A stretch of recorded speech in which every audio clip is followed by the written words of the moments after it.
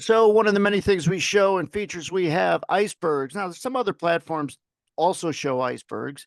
Maybe one or two of the things that we show that they also show. There's no OPP on other software. There's no laser. There's no PWAPs. But for this video, we're going to show icebergs, and we show how many have gotten filled. We show when it's the same iceberg, but they're in this case chasing and what that means. And in real time, how you could take that and use it to know when to get out if you're long.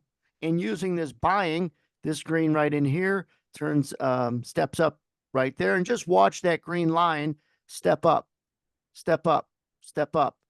This is the same iceberg, all right? And they're only getting partials on the way up. It's chasing price. Boom, goes up again right there.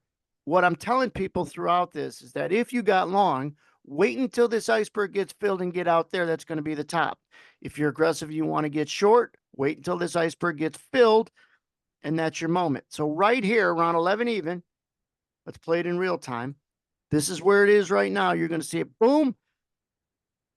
Plenty of time to see it not only jump, but get filled. Had a pink triangle, which shows quick sell imbalance, the top. You had resistance with our red PWAP here anyways. You had a breach of a blue triangle, but most importantly, you had this iceberg, which is a big buy order, more than meets the eye. That's why they call it an iceberg. Chasing price. So it's almost like you're lifting something, and as soon as you let it go, it falls quick. So the buying that was chasing price, as soon as it gets filled, that's the top. This is kind of all in one, showing you why price moves. It's buyers who want to get filled, not get filled, that are always more important, and what chases price in this case up.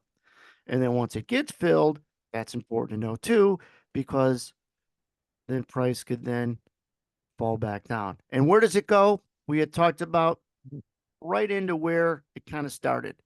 And it was right in here, stop there, and then race back up. So when you're trying to read order flow, and even if you have access to software that shows icebergs, it's how do you use them? It's one thing to see them. How do you use them in this environment when you actually see, in this case, buyers chase? We're actually able to see it with one particular order. But guess what? In any rally that looks like this, the same thing is happening. You might not see it with an iceberg or one particular order, but it's a combination of more buyers and more sellers, more people who want to buy it versus people who want to sell it. That's the whole dynamic of why price goes up.